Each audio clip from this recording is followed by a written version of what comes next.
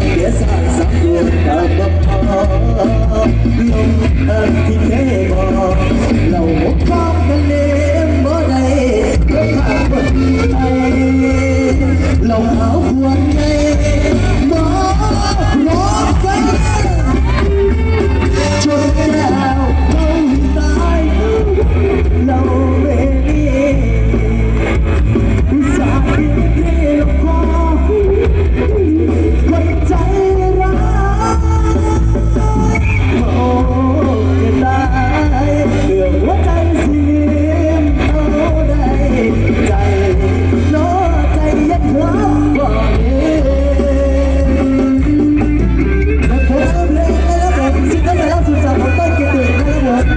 สามารถติดตามผลงานเพลงได้ครับทางช่องเพชรมิวสิกนะครับผม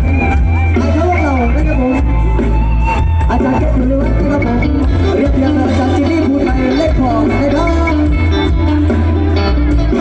ฝากซิงเกิลเพลงนี้ด้วยนะครับหลายข้าวของเราจากเต้ยจริงๆครับผมชวนแก้วมองให้ตายเราไม่มีอุตส่าห์ที่พี่ลงคอคนใจร้ายมองแต่ว่าอย่างนี้ล่ะเดี๋ยวใจสิเลี้ยงมันต้องใจ